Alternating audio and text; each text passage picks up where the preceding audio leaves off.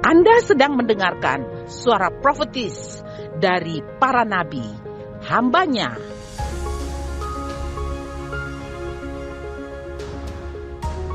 Dengarkanlah dan lakukanlah perintah Tuhan melalui para nabi, maka engkau akan berhasil. Selamat mendengarkan. Haleluya. Mari berikan kemuliaan bagi Tuhan kita. Dia Allah yang dasar, Dia Allah yang ajaib, Dia Allah yang mulia. Amin. Haleluya. Puji Tuhan. Kita akan terus belajar tentang kemerdekaan atau freedom. Freedom. Dan hari ini kita akan belajar tentang pengenalan akan Allah yang memerdekakan kita. Amin. Haleluya.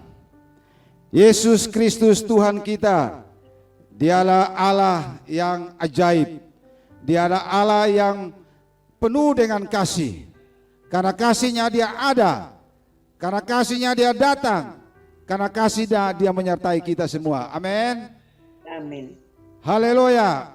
Mari kita akan baca firman Tuhan yang akan saya sampaikan di dalam Lukas pasalnya yang ke-24 ayat 13 sampai selesai. Pada hari itu juga dua orang dari murid-murid Yesus pergi ke sebuah kampung bernama Emmaus yang terletak kira-kira 7 mil jauhnya dari Yerusalem. Dan mereka bercakap-cakap tentang segala sesuatu yang terjadi. Ketika mereka sedang bercakap-cakap dan bertukar pikiran, datanglah Yesus sendiri mendekati mereka, lalu berjalan bersama-sama dengan mereka. Tetapi ada sesuatu yang menghalangi mata mereka, sehingga mereka tidak dapat mengenal Dia. Yesus berkata kepada mereka, "Apakah yang kamu percakapkan sementara kamu berjalan?" Maka berhentilah mereka dengan muka muram. Seorang dari mereka namanya Klopas menjawabnya, "Adakah engkau satu-satunya orang asing di Yerusalem yang tidak tahu apa yang terjadi di situ pada hari-hari belakang ini?" Katanya kepada mereka, "Apakah itu?" Jawab mereka, "Apa yang terjadi dengan Yesus orang Nazaret. Dia adalah seorang nabi yang berkuasa dalam pekerjaan dan perkataan di hadapan Allah dan di depan seluruh bangsa kami. Tetapi imam-imam kepala pemimpin-pemimpin kami telah menyerahkan Dia untuk dihukum mati dan mereka telah menyalibkannya.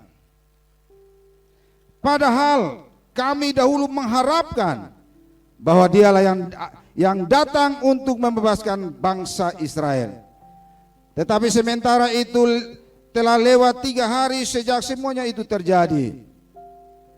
Tetapi beberapa perempuan dari kalangan kami telah mengejutkan kami.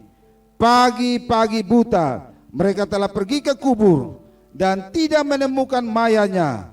Lalu mereka datang dengan berita bahwa telah kelihatan kepada mereka malaikat-malaikat yang mengatakan bahwa Ia hidup. Amin. Haleluya. Dan beberapa teman kami telah pergi ke kubur itu dan mendapati bahwa memang benar yang dikatakan perempuan-perempuan itu, tetapi Dia tidak mereka lihat. Lalu Ia berkata kepada mereka, "Hai kamu orang bodoh, betapa lambannya hatimu sehingga kamu tidak percaya segala sesuatu yang telah dikatakan para nabi. Bukankah Mesias harus menderita semuanya itu untuk masuk ke dalam kemuliaannya?" Lalu Ia menjelaskan kepada mereka apa yang tertulis tentang Dia dalam seluruh kitab suci, mulai dari kitab-kitab Musa dan segala kitab nabi-nabi. Mereka mendekati kampung yang mereka tuju. Lalu Ia berbuat seolah-olah hendak meneruskan perjalanannya. Tetapi mereka sangat mendesaknya, katanya, "Tinggallah bersama-sama dengan kami, sebab hari telah menjelang malam dan matahari hampir terbenam." Lalu masuklah Ia untuk tinggal bersama-sama dengan mereka. waktu ia duduk makan dengan mereka, ia mengambil roti, mengucap berkat, lalu memecah-mecahkannya dan memberikannya kepada mereka. Ketika itu terbukalah mata mereka dan mereka pun mengenal dia, tetapi ia lenyap dari tengah-tengah mereka. Kata mereka seorang kepada yang lain, bukankah hati kita berkobar-kobar ketika ia berbicara dengan kita dengan jalan dan ketika ia menerangkan kitab suci kepada kita? Lalu bangunlah mereka dan terus kembali ke Yerusalem. Di situ mereka mendapati ke-11 murid itu. Mereka sedang berkumpul bersama-sama dengan teman-teman mereka. Kata mereka, itu sesungguhnya Tuhan telah bangkit dan telah menampakkan diri kepada Simon. Lalu kedua orang itu pun menceritakan apa yang terjadi di tengah jalan dan bagaimana mereka mengenal dia pada waktu ia memecah-mecahkan roti. Haleluya! Yesus bangkit. Amin. Yesus telah bangkit. Karena itu kalau kita menikmati kebangkitan Tuhan, kita akan dibebaskan oleh Tuhan Yesus. Amin. Allah itu kasih. Karena kasihnya ia datang kepada kita. Dia datang kepada kita untuk menyembuhkan kita, untuk memulihkan kita, untuk memerdekakan kita. Dia datang, dia mau supaya kita melaksanakan seluruh panggilan yang dia sudah tetapkan bagi kita semua. Amin. Yesus datang untuk membawa kembali kita kepada panggilan yang sudah ia tetapkan kepada kita semua. Haleluya. Kita bisa lihat dari pembacaan tadi, kita tadi sudah membacakan, ketika Yesus bangkit, Klopas dan temannya tidak percaya. Mereka tidak percaya bahwa Yesus sudah bangkit. Karena ketidakpercayaan mereka itu membuat mereka pulang ke kampung. Ke kampung halamannya yang bernama Emmaus. Kalau saya pulang ke Osao, tentunya saya akan pergi. Dan apa yang saya lakukan, saya akan ke dalam sawah untuk mengerjakan sawah. Melakukan kebiasaan saya, melakukan apa yang sering kali saya lakukan sebelum saya mengenal Tuhan. Dan ini kita lihat bahwa Klopas dan temannya pulang kembali ke kampungnya. Itu berarti bahwa mereka kembali kepada rutinitasnya. Kembali kepada kebiasaan lamanya. Kembali kepada apa yang biasa mereka lakukan dalam kehidupannya. Mereka meninggalkan Yerusalem. Yerusalem itu adalah titik pertama kita memulai pelayanan. Karena itu firman Tuhan berkata bahwa kalau kita mendapatkan menerima kuasa, kalau Roh Kudus turun atas kita, maka kita akan menjadi saksinya di Yerusalem, Yudea, Samaria, dan sampai kepada ujung bumi. Klopas dan temannya melarikan diri kembali ke kampung. Mereka tidak melaksanakan apa yang Tuhan mau bagi mereka. Mereka meninggalkan pelayanannya. Tapi puji Tuhan, kita harus bersyukur karena kasih-Nya, karena kemurahannya, karena kebaikannya. Dia tidak mau kita lari dari panggilannya. Dia datang memanggil kembali Klopas dan temannya untuk pulang, untuk melaksanakan panggilan yang sudah ia tetapkan, yang sudah ia tentukan bagi mereka. Amin. Allah kita sangat mengasihi kita, sehingga dia tidak mau siapapun juga, satu orang pun juga meninggalkan rencananya, panggilannya yang sudah ia berikan bagi kita. Kemanapun kita pergi, dia akan pergi untuk memanggil kembali kita, untuk kembali kepada terang firman-Nya. Haleluya. Dialah Tuhan kita, dialah Allah kita yang penuh kasih. Karena itu, bagaimana supaya kita memiliki kemerdekaan yang sejati di dalam kehidupan kita? hal yang pertama yang perlu kita tahu, supaya kita memiliki kemerdekaan yang sejati dalam hidup kita, kita harus percaya bahwa Yesus sudah memerdekakan kita. Kita harus percaya bahwa Yesus sudah membenarkan kita. Kalau kita tidak percaya bahwa Yesus sudah membenarkan kita, sudah memerdekakan kita, kita akan hidup dalam manusia lama kita. Kita tidak akan memiliki kekuatan untuk berjalan, untuk melangkah, untuk menyelesaikan rencana Tuhan. Karena kita tidak tahu bahwa sebenarnya Yesus sudah memerdekakan kita. Seperti Kleopas dan temannya. Peristiwa kebangkitan Tuhan Yesus itu mereka tahu. Bukan mereka tidak tahu, mereka tahu. Karena sebelum mereka ke Emmaus, Tuhan Yesus sudah bangkit 3 hari sebelumnya. Amin. Sebelum mereka ke Emmaus, mereka sudah tahu bahwa ada perempuan-perempuan. Pagi-pagi buta mereka sudah pergi ke kuburnya Tuhan Yesus untuk melihat siram kubur.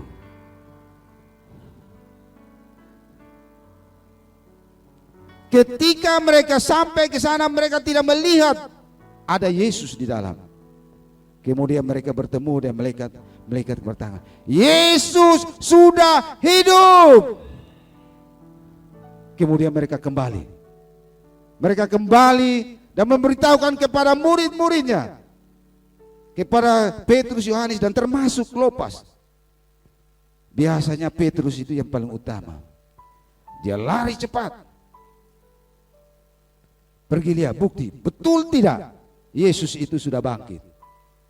Ternyata ketika Petrus pergi, didapatkan memang benar Yesus sudah tidak ada. Mereka tidak melihatnya. Kleopas dan temannya menjadi kecewa. Mereka tidak percaya, mana mungkin seorang manusia bisa bangkit. Kita lihat 3 tahun Yesus memuridkan, 3 tahun setengah. Yesus memuridkan Kleopas dan temannya ini. Tapi mereka tidak percaya bahwa Yesus itu Tuhan. Mereka percaya bahwa Yesus itu manusia biasa. Karena itu mereka tidak percaya bahwa Yesus sudah bangkit. Mereka tidak percaya bahwa Yesus itu sudah hidup. Hati-hati, kita sudah bertahun-tahun mengikut Yesus. Jangan sampai kita juga, minggu lalu sudah diberitakan ada Injil yang lain. Kemarin hari Rabu, hari Sabtu, Bapak Marcel sudah menjelaskan dengan luar biasa. Ada Injil yang lain yang menyatakan bahwa kita diselamatkan karena Yesus, tetapi juga harus melakukan hukum Taurat. Wow, ini sesuatu yang sangat luar biasa.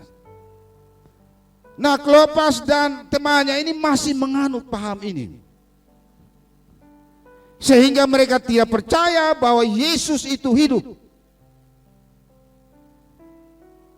Kenapa mereka tidak percaya?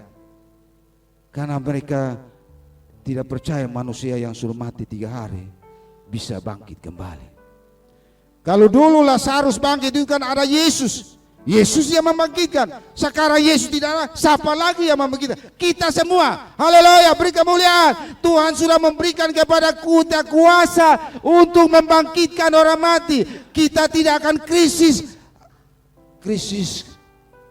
mujizat. Amin. Dunia lagi krisis ini. Karena dunia sudah krisis, akan dilanjutkan dalam krisis kerohanian. Karena itu kita harus berhati-hati supaya kita tidak mengalami krisis kepercayaan. Karena kalau kita tidak percaya, kita tidak akan menikmati tahun percepatan dan peningkatan supranatural. Amin. Mari kita percaya firman Tuhan.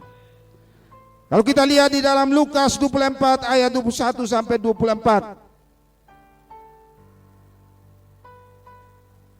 Coba slide-nya.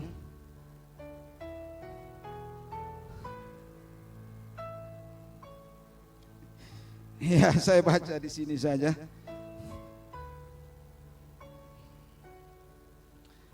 Padahal kami dahulu mengharapkan bahwa Dialah yang datang untuk membebaskan bangsa Israel. Tetapi sementara itu telah lewat 3 hari sejak semuanya itu terjadi. Tetapi beberapa perempuan dari kalangan kami telah menyujudkan kami. Pagi-pagi buta mereka telah pergi ke kubur dan tidak menemukannya. Lalu mereka datang dengan berita bahwa telah kelihatan kepada malaikat-malaikat yang mengatakan bahwa ia hidup. Dan beberapa teman kami telah pergi ke kubur itu dan mendapati bahwa memang benar yang dikatakan oleh perempuan-perempuan itu, tetapi dia tidak mereka lihat.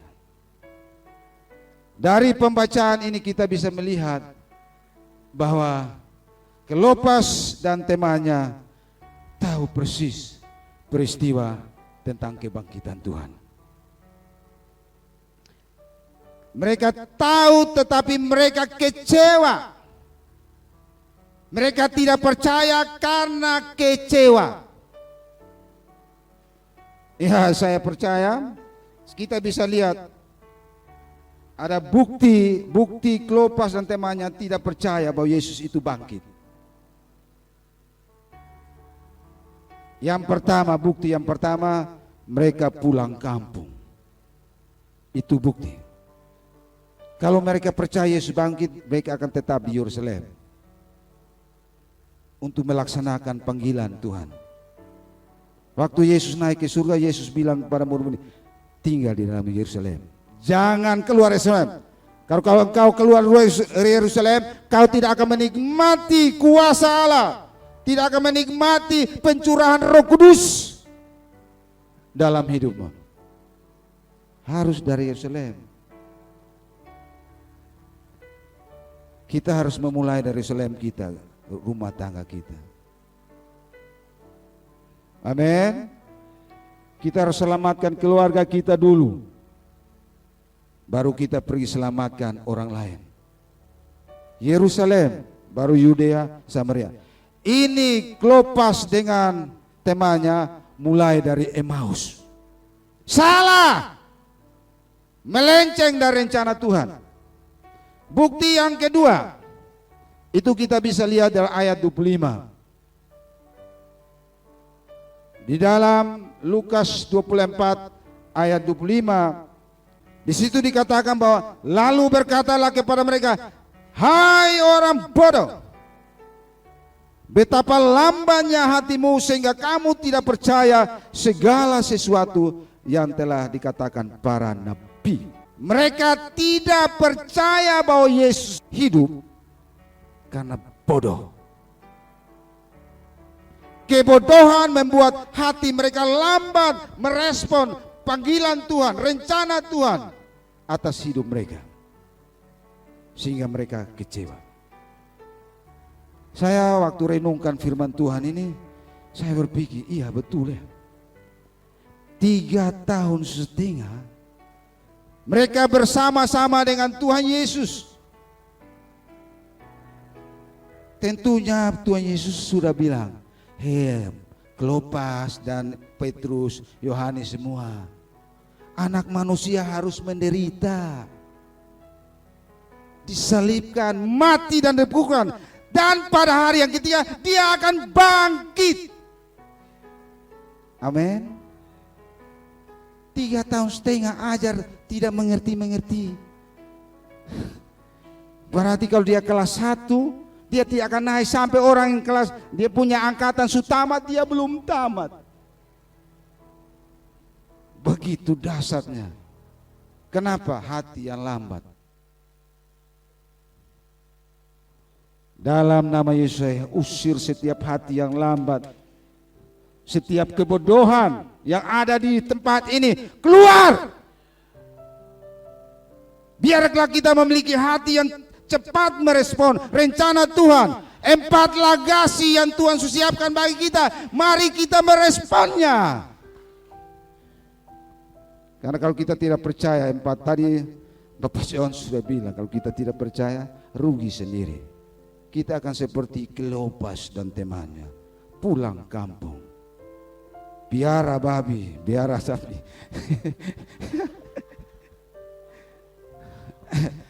Iya, saya teringat waktu saya di Litsus, zaman waktu itu kan semua pakai begini ya teman-teman. Saya salah menjawab satu pertanyaan. Pertanyaannya sebenarnya mudah sekali. Apakah pernah mengikuti penataran P4? Iya kan, zaman itu kan penataran P4. Saya bilang, belum pernah. Waktu zaman masuk pertama jadi mahasiswa itu ada dapat. Oh betul ya, ini tidak bisa, ini susah lah. Kemudian dia minta saya duit. Saya tidak duit. Kalau saya mau pakai duit selama saya jadi PNS, bukan baru sekarang. Saya baru lulus baru kasih kau minta saya duit. Dia tidak mau. Pak ini. Kemudian pada akhirnya tidak ada satu kesepakatan, dia tetap meminta saya.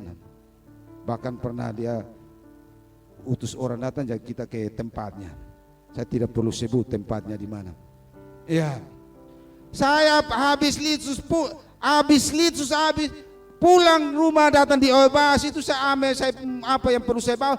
Pulang sawah, saya ambil traktor saya masuklah ke dalam sawah. Apakah dengan PNS saja baru saya bisa hidup? Masuk sawah juga bisa. Langsung. Nah, begini juga. Kalau kita kecil tidak pulang kampung. Amin. Ya, jadi penghalang kita tidak mengerti itu, kecewa, iri hati, dengki dan sebagainya. Artinya itu semua itu jadi penghalang-penghalang untuk mata kita bisa terbuka melihat kemuliaan Allah yang luar biasa yang Tuhan berikan bagi kita. Orang kecewa, iri, dengki, benci dan sebagainya itu tidak berkenan di hati Tuhan. Karena itu bagaimana caranya supaya kita memiliki kemerdekaan yang sejati? Jadi kemerdekaan yang sejati adalah bersumber dari Tuhan Yesus sendiri. Tuhan Yesus memberikan kepada kita anugerah karena pengenalan kita akan Allah. Bukan karena kita melakukan hukum Taurat. Ya, kalau kita baca di dalam Lukas 24 ayat 21 itu, Kleopas bilang, padahal dari dulu kala itu saya pikir Tuhan harus kita mengharapkan supaya Yesus jadi raja sudah. Kleopas mau jadi tim sukses. Coba kita baca itu ayat saja. Padahal kami dahulu mengharapkan, jadi dari dulu kala diikut Tuhan itu, kenapa dia tidak mengerti? Karena dia pikir-pikir harus dapat sesuatu. Bahwa dialah yang datang untuk membebaskan bangsa Israel. Hei, Yesus datang bukan hanya untuk orang Israel. Kalau untuk orang Israel, Perdana Menteri itu justru bisa tuh, yang sekarang memerintah di Israel. Amin. Kalau hanya memerintah Israel, Yesus datang untuk raja untuk seluruh dunia, bukan hanya untuk orang Israel saja. Kalau Yesus datang untuk orang Israel, hari ini kita binasa, karena Yesus hanya menyelamatkan bangsa Israel saja.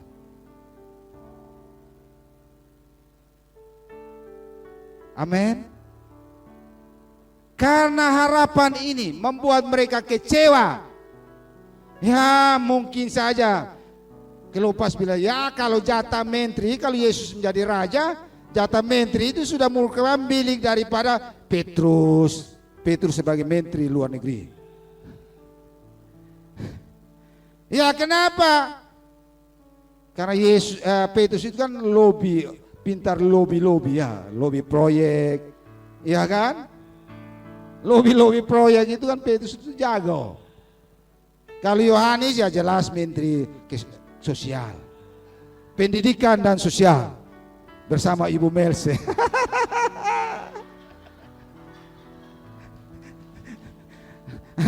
Beri kemuliaan bagi Tuhan. Yakobus, menteri hukum dan HAM. Karena perbuatan tanpa iman itu mati. Jadi dan sebagainya. Jadi kalau ya paling kurang jatah gubernur itu jatah saya.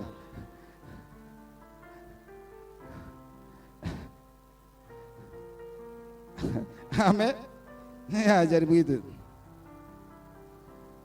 Jadi ini usaha daripada Kleopas. Hukum Taurat itu berdasarkan usaha manusia. Kita diselamatkan bukan karena melakukan hukum Taurat. Amin. Bukan usaha manusia kita, bukan perbuatan baik kita, bukan karena kehebatan kita, bukan karena kita ada di samping Tuhan Yesus sebagai murid Tuhan Yesus. Kemudian kita dipilih dari segala suku dan kaum dan bahasa. Kita dipilih dari segala suku. Amin. Iya. Yesus sangat mengenal kita. Mengapa? Karena kita adalah anaknya. Kita adalah anak ketebusannya. Kita dibenarkan karena anugerah. Karena Yesus yang membenarkan kita. Bukan karena kita sudah benar, tetapi karena kebenaran Yesus membuat kita menjadi benar. Amin. Alkitab berkata dalam Roma 4 ayat 25, di situ dijelaskan bahwa Yesus diserahkan karena pelanggaran-pelanggaran kita. Dan Yesus bangkit karena pembenaran kita. Haleluya. Ini yang tidak ditangkap oleh Kleopas, bahwa Yesus diserahkan untuk menebus dosa kita, supaya kebangkitannya dia membenarkan hidup kita. Bukan karena Kleopas yang benar, tetapi Yesus yang benar membuat kita dibenarkan di hadapan Allah. Amin. Amin. Karena itu firman Tuhan perlu disingkapkan. Firman Tuhan harus disingkapkan supaya kita tahu. Ini Kleopas ini juga satu juga. Ketika bercakap-cakap dengan waktu Tuhan Yesus, ini kalau kita baca itu Tuhan Yesus datang sendiri untuk menjangkau Kleopas dan temannya yang mau pulang kampung. Yesus datang sendiri. Karena dia mengasihi, dia mengenal Kleopas itu adalah anak ketebusannya juga.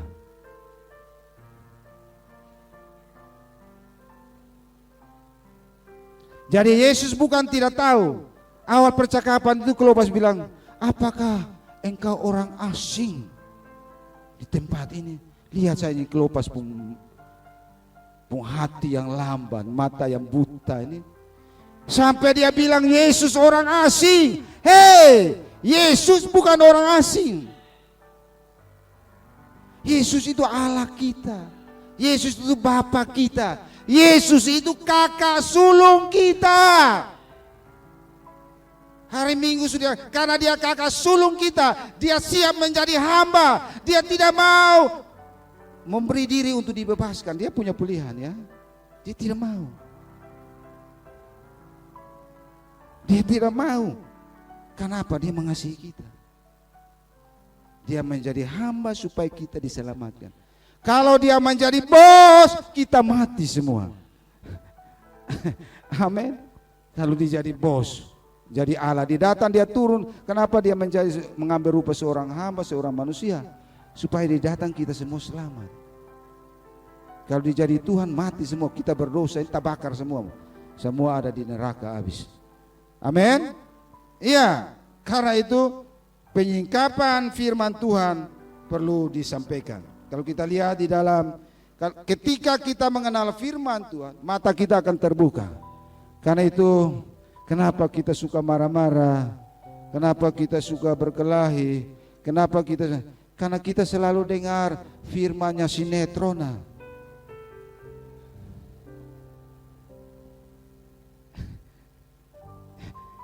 Sinetron itu ada semuanya berkelahi, bertengkar. Dari awal cerita sampai akhir cerita, endingnya berkelahi terus. Sehingga bangun pagi-pagi boto terus, salah benar boto terus. Hei, kalau kita dengar firman Tuhan pasti.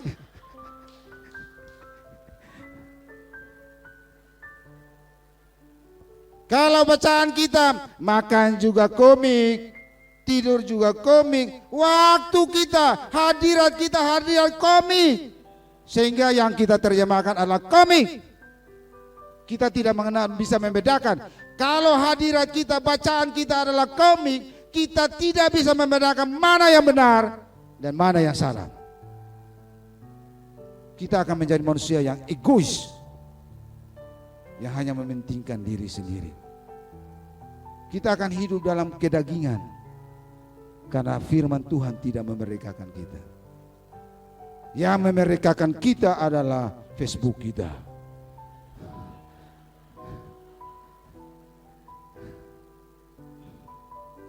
Minta maaf. Tidak bermaksud menyinggung, tapi untuk merubah kita. Kita mau melihat kemuliaan Tuhan, cintailah firman Tuhan. Amin. Cintai firman Tuhan. Sepanjang kita membaca firman Tuhan di Alkitab, semua pahlawan-pahlawan iman itu semua makmur-makmur, tidak ada yang miskin. Apalagi Salomo.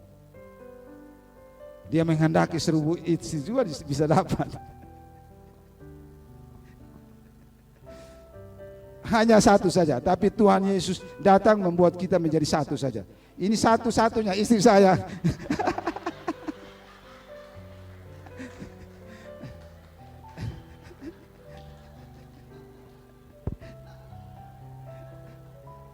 Ya, saya hanya punya satu istri dan satu anak, hanya satu saja, tidak lebih.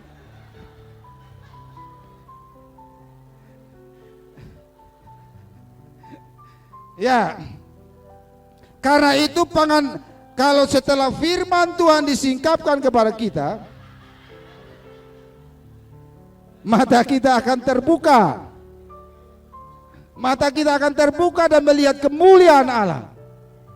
Dan kita akan dengan berani menerima panggilan Tuhan dan menyelesaikannya. Walaupun panggilan itu memiliki risiko yang tinggi, kita akan siap. Nah, kalau kita sudah bisa siap begini, pertanyaannya yang jawabannya harus kenal siapa Tuhan kita.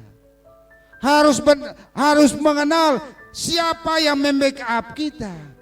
Kalau yang konglomerat yang membackup saya tidak perlu khawatir punya mobil mewah, ya.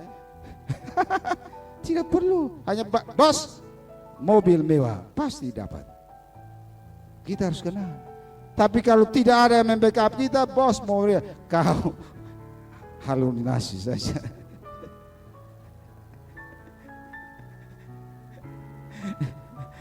Amin. Amin. Iya.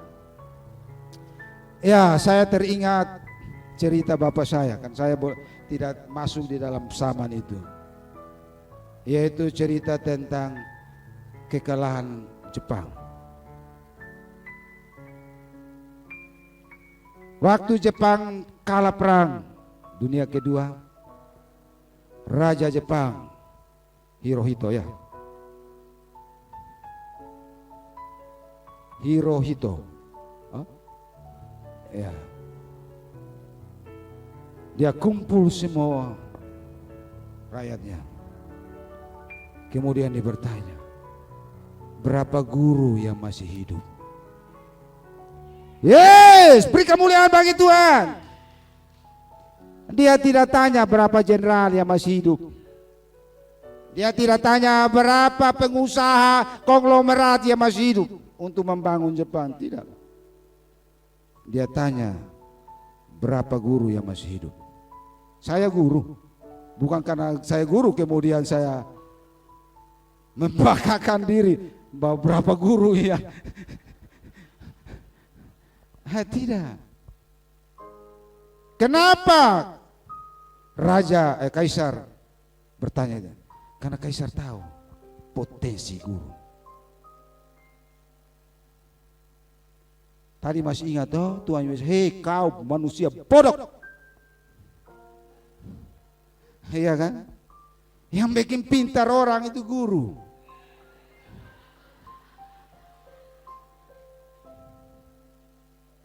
Ini kekuatan, Pak. Kemudian dia mengirim semua orang Jepang pergi belajar di seluruh dunia. Mereka kembali. Potensi itu sangat luar biasa. Yang membuat Jepang menjadi salah satu negara superpower di dunia ini. Kemarin saya renung-renungkan ini. Saya sangat bersyukur bahwa sekolah jemaat kita nih sudah pada rel yang benar.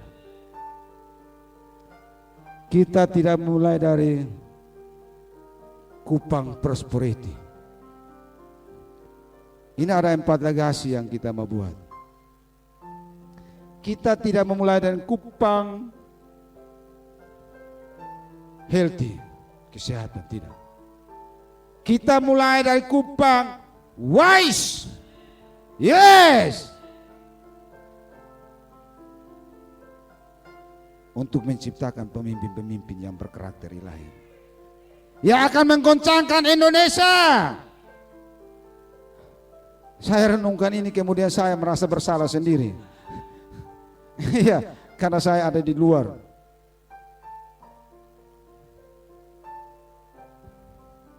Ya, sekolah ini mulai itu karena Bapak Merset lihat. Kenapa mulai? Tuhan kirim lebih banyak calon-calon guru ada di jemaat.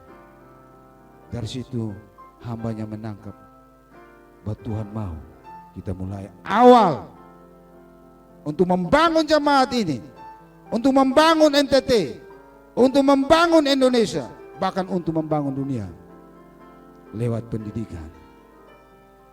Pendidikan yang takut akan Tuhan. Kalau semua yang diajar itu takut akan Tuhan, murid-murid kita pun mata tidak buta seperti Klopas, tidak buta seperti temannya. Mereka akan melek karena tiap hari firman Tuhan disampaikan. Tiap hari mereka merindukan firman Tuhan. Mereka sungguh-sungguh mengenal siapa Yesus mereka, siapa Tuhan kita. Ini hal yang paling dasar. Kalau kita tidak mengenal siapa Tuhan kita, kita akan terus hidup dalam rutinitas yang sama. Kita hanya akan berputar-putar-putar di tempat yang sama dan mati. Kita lahir, sekolah, dapat pekerjaan, menikah, mau anak atau tidak anak, yang penting menikah, kemudian mati. Tidak meninggalkan legasi. Dan ini yang diketahui oleh Paulus. Paulus sadar bahwa kalau dia kenal siapa Tuhan itu, hidupnya akan berkualitas. Hidupnya akan bermanfaat untuk seluruh manusia. Dan itu yang sudah ditinggalkan, legasi tentang pengenalan akan Tuhan. Mari kita lihat reputasi Tuhan kita. Kita lihat di dalam Efesus 1 ayat 18 sampai 23. Di situ dikatakan, dan supaya ia menjadikan mata hatimu terang lewat pendidikan, agar kamu mengerti pengharapan apakah yang terkandung dalam panggilannya, betapa kayanya kemuliaan bagi yang ditentukannya bagi orang-orang kudus. Betapa kaya. Betapa kaya itu berbeda dengan kaya. Betapa kayanya Tuhan sudah sediakan. Dia menjadi miskin supaya kita menjadi kaya raya. Betapa kaya. Bukan hanya kaya saja. Jangan merindukan hanya kaya saja. Kita harus mengerti betapa kayanya Tuhan yang akan menyiapkan bagi kita orang kudus. Semua yang orang kudus angkat tangan coba. Wow! Oh, katakan betapa kayanya Tuhan siapkan bagi saya untuk menikmati kemuliaan Tuhan. Yes? Dan betapa hebatnya, luar semua betapa habis. Tuhan kita itu betapa semua. Tidak ada kaya saja. Ya. Betapa hebatnya, betapa lagi pakai hebat lagi. Kuasanya bagi kita yang percaya sesuai dengan kekuatan kuasanya. Amin. Karena itu semua pemberitaan firman Tuhan lewat mimbar ini jangan anggap biasa-biasa saja. Itu untuk Bab John. Kan Bab John sudah makmur. Kita mah pasti tidak makmur. Jangan. Imani, mari kita beriman. Saya juga mau. Kemarin saya siapkan khotbah ini, istri saya bilang, Pak John saja siap khotbah, jalan-jalan terus. Pak ini, saya bilang Pak John sudah terbang sampai Amerika, saya baru mulai belum terang.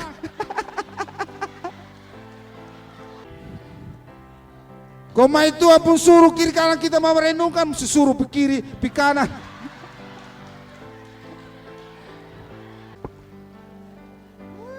Puji Tuhan Ya, lihat. Jadi kita, Tuhan gitu sangat berkuasa. Nanti kita lanjut lagi. Yang dikerjakannya dalam Kristus dengan membangkitkan Dia dari antara orang mati dan menundukkan Dia di sebelah kanannya di surga. Jauh lebih tinggi dari segala pemerintah, penguasa dan kekuasaan dan kerajaan dan tiap-tiap nama yang dapat disebut, bukan hanya di dunia ini saja, melainkan juga di dunia yang akan datang. Pemimpin-pemimpin semua sudah mati. Entah orang akan bangkit, dunia akan datang atau tidak. Yesus kita sangat berkuasa. Beri kemuliaan bagi Tuhan. Di sorga dan di bumi semua ada dalam tangannya. Kalau gitu kita anak-anaknya juga kan, kita kakinya, kita tangannya. Kita yang menikmati hal itu. Kalau kita sadar, kita tahu begitu powerfulnya Tuhan kita. Apa yang kita takut? Makankah? Minumkah? Atau apa yang perlu kita khawatirkan? Tuhan pasti siapkan. Terlepas mau lari saja Tuhan pi ikut. Amin. Terlepas saja yang tidak percaya saja Tuhan datang. Apalagi kita yang sudah percaya, kelimpahan berkat itu yang Tuhan akan limpahkan bagi kita.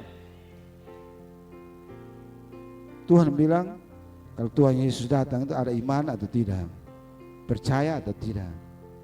Ya kalau tidak percaya, dia berlalu terus. Kesempatan satu kali Dan segala sesuatu telah diletakkannya di bawah kaki Kristus, dan Dia telah diberikannya kepada jemaat sebagai kepala dari segala yang ada.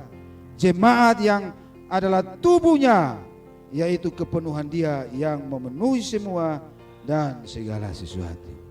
Ada di kaki kita. Coba banting-banting kaki. Rasakan setan punya kepala itu, kita injak-injak dia. Rasakan itu kekecewaan, rasakan itu kekhawatiran, rasakan itu semua. Bahwa semuanya ada di telapak kaki kita. Amin. Karena itu jangan takut, jangan khawatir, semua ada waktunya. Dan ini ya, makanya kalau kita baca di Filipi 3 ayat 10 dan 11, Paulus bilang begini, yang ku kehendaki ialah mengenal Dia dan kuasa kebangkitannya dan persekutuan dalam penderitaannya, di mana aku menjadi serupa dengan Dia dalam kematiannya, supaya aku akhirnya beroleh kebangkitan dari antara orang mati. Mau bangkit dari kekhawatiran, kan khawatir itu pasti mati. Tidak percaya itu mati. Ya, orang yang melakukan sesuatu tanpa iman mati. Karena itu kita bilang orang percaya tapi tidak percaya apa yang disampaikan di firman Tuhan, kita sudah mati. Belum bangkit, masih mati. Ya, jadi karena pengenalan akan Allah ini membuat Paulus merasa bahwa semua yang dimiliki, kepintaran, dia kan sarjana teologi yang punya cum laude. Kalau cum laude itu 4, mungkin dia 5 begini. Dia anggap semua itu adalah sampah. Semua yang dimiliki yang berdasarkan daging dianggap semua sampah karena pengenalan akan Kristus. Hal yang dia mau kenal adalah yang pertama, mengenal Yesus secara pribadi. Kita semua harus belajar mengenal Yesus, mengenal sifat-sifatnya, mengenal tabiat-tabiatnya, mengenal dia lewat pembacaan perenungan firman Tuhan, mengenal dia lewat tuntunan pimpinan Roh Kudus dalam hidupnya. Paulus mulai belajar karena dia tahu bahwa dia mendapatkan pewahyuan, dia mendapatkan rema dari para pergaulan dengan Tuhan dalam lewat pembacaan persekutuan, bersekutu dengan Tuhan secara intim. Dia akan menikmati powerfulnya Tuhan yang ia sembah. Hal yang kedua yang dia mau mengenal adalah dia mau mengenal kuasa kebangkitannya. Karena pengenalannya akan kuasa kebangkitan membuat dia mengalami perubahan hidup. Dulunya dia seorang yang jahat, pembunuh anak-anak Tuhan dan sebagainya.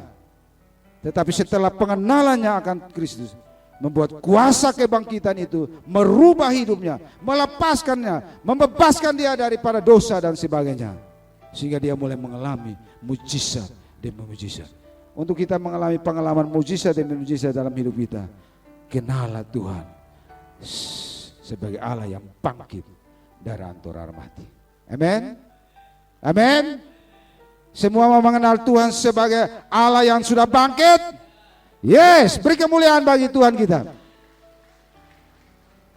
Yang ketiga juga dia mau mengenal Tuhan lewat persekutuan dalam penderitaan, menyangkal diri. Harus tanggal 24 kita akan doa semalam suntuk. Sangkal dirimu. Jangan kasih Papa John berdoa kita tidur di rumah. Mau mengalami lawatan Tuhan? Mau mengalami pergerakan Tuhan? Sangkal dirimu. Gereja Tuhan terbentuk karena doa. Gereja Tuhan terhindar dari penderitaan karena doa. Gereja Tuhan terpelihara dari kekudusan karena doa. Doa sebagai garam yang membentengi musuh untuk tidak merusak kehidupan kita. Doa, jemaat Tuhan ini dimulai dari doa. Ada kegerakan doa yang membuat jemaat Tuhan ini terbentuk. Dulu kita belum punya HP. Pak Oscar bilang, semua jemaat, semua anak-anak Tuhan, kita akan doa di Besmarak. Jam 10 kita berangkat, jam 9 kita berangkat. Jam 9 kita pergi, ternyata di Besmarak ada pesta.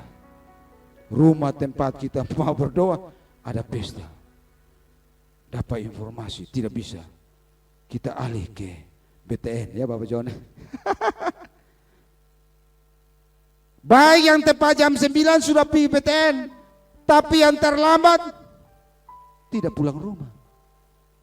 Roh Kudus pimpin ke BTN tanpa HP. HP-nya Roh Kuduslah yang bekerja membuat semua menuju ke berbondong-bondong. Sekarang sudah ada HP, Bapak-bapak John Deus Dedit Sukasnaidi, ada link doa semalam suntuk. Semua tidak membaca itu, membaca Facebook.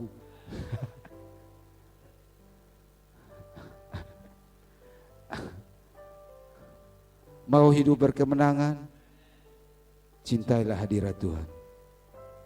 Sangkal diri. Hari ini kita akan puasa. Biasa awal tahun kita 21 hari untuk puasa. Puji nama Tuhan. Mari kita sangkal diri, pikul salib. Kita mau menderita bagi Kristus dan kerajaannya. Lebih baik menderita sekarang tidak makan atau datang doa semalam suntut daripada waktu antikris datang. Bapak John, ada doa semalam kalau tidak ada lagi antikris nanti dia pegang kita. Matilah sudah kita. Masih ada kesempatan, kebebasan untuk kita berdoa semalam, marilah. Jangan tunggu antikris baru kita kontak satu. Waktu itu tidak ada yang bisa pegang HP lagi karena ketika kita kontak antikris, oh dia di sana, tangkap dia.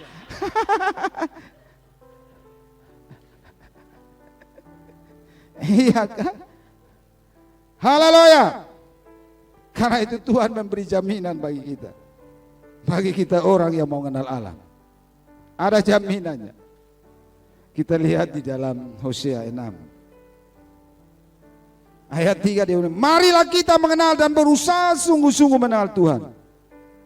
Ia pasti muncul seperti bahaya. Ia akan datang kepada kita seperti hujan pada akhir musim yang mengairi bumi. Haleluya, beri kemuliaan bagi Dia. Mengenal Tuhan itu sangat penting, makanya kenal itu 2 kali Tuhan omong. Bahkan yang kedua itu Tuhan bilang berusaha sungguh-sungguh. Mau sukses dari itu harus kerja yang sungguh-sungguh. Mau bisnis yang sukses harus bisnis yang sungguh-sungguh.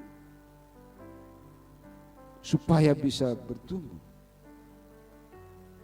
Kata yang muncul seperti fajar itu, Tuhan mau mengingatkan kita bahwa Tuhan mau meyakinkan kita VLC tentang kepastian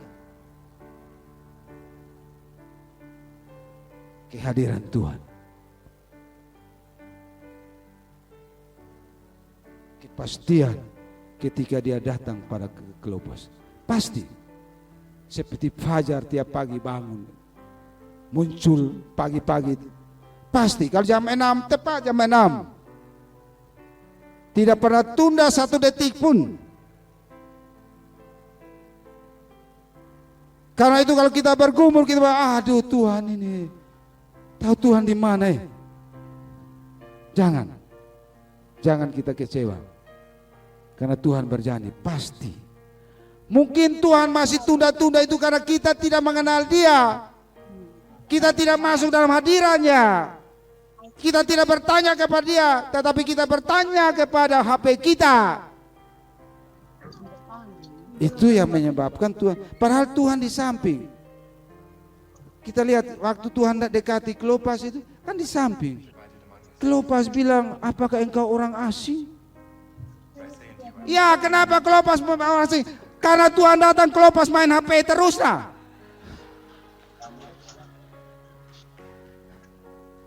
Iya kan? Sekarang kan yang dekat menjadi yang jauh menjadi dekat, yang dekat menjadi apa? Iya, suami istri. Bahkan ada jelutut ini anak bilang waktu ditanya, kamu nama siapa? Mau nama HP saja. Tujuannya supaya bapaknya perhatian, mamanya perhatian. Bapak dan mama saling perhatian. Jangan bapak bikin sendiri, mama bikin sendiri. Iya kan? Tuhan pasti datang dan memang Tuhan sudah datang. Tetapi kita tidak kenal karena kita sibuk dengan kesibukan kita. Tidak sibuk dengan Tuhan. Hei mahasiswa, kalau kamu mau sukses, waktumu. Kita mau semuanya luar biasa. Jangan mau datang pimpin pujian baru kita berdoa. Harus doa. Jangan datang, ya semua kumpul ya, pagi-pagi datang lebih cepat supaya kita berdoa baru naik mimbar untuk ambil gitar dan segala macam. Jangan begitu. Dari rumah mulai memang. Tiap hari mulai memang. Amin. Amin. Kalau itu yang kita lakukan, mujizat pasti terjadi. Sepanjang apapun kondisi malam yang kita hadapi, kehadiran fajar di pagi hari adalah sesuatu yang pasti. Apapun kondisi kita, apapun, kalau malam itu kan buta ya. Orang kalau tidak ada terang pasti kita jalan raba-raba. Jangan takut, Yesus ada bersama kita. Yesus ada di tengah-tengah dia. Tuhan akan melimpahkan kita dengan kemakmuran berkatnya, seperti berkatnya bagaikan hujan akhir musim yang mengairi bumi. Bagi kita yang berusaha sungguh-sungguh mengenal siapa Tuhan kita. Ini janji Tuhan. Kita yang berusaha sungguh mengenal Tuhan, Tuhan akan melimpahkan kepada kita berkat. Percaya. Percaya jemaat Tuhan. Jangan ragu dengan apa yang disampaikan oleh Tuhan lewat firman-Nya. Jangan. Dia akan melimpahkan kita dengan berkat-Nya kalau kita mengenal Tuhan. Maria ketika mendapatkan panggilan dari Tuhan, Maria ibu Yesus, kalau dari reputasinya, dia tidak pernah menutup mulut singa. Tuhan memanggil dia.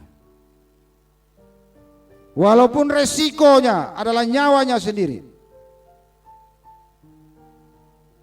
Tetapi karena dia mengenal Tuhan, dia menjawab panggilan Tuhan itu. Dia berkata, Tuhan, inilah hamba-Mu. Dia siap melaksanakan perintah Tuhan, walaupun resikonya adalah nyawanya. Pengenalan akan Tuhan membuat kita melaksanakan perintah Tuhan dengan penuh keberanian dari Tuhan. Mari kita tundukkan kepala kita. Oh rawa shikara rawa shikara rawa. Oh rawa shikara rawa shikara. Oh rawa shikara rawa. Oh rawa shiri rawa shada. Jemaat Tuhan yang terkasih, yang menjadi penghalang kita tidak mengenal Tuhan, itu karena kekecewaan mungkin karena sakit hati, mungkin karena kita membuang waktu lebih banyak dengan hal-hal yang tidak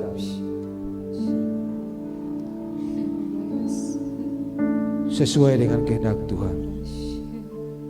Semua itu akan menjadi penghalang bagi kita untuk kita menikmati berkat.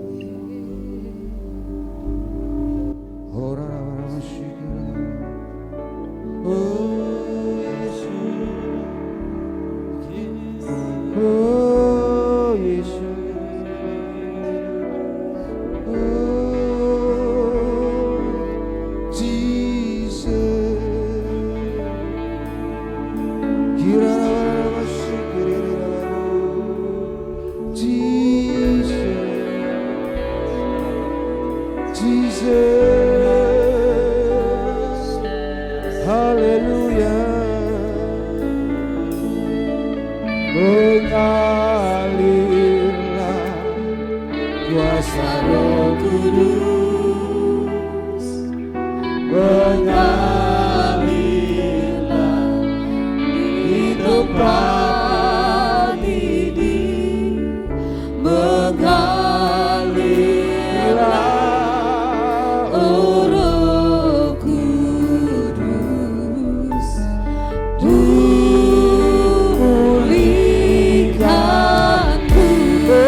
Mengalirlah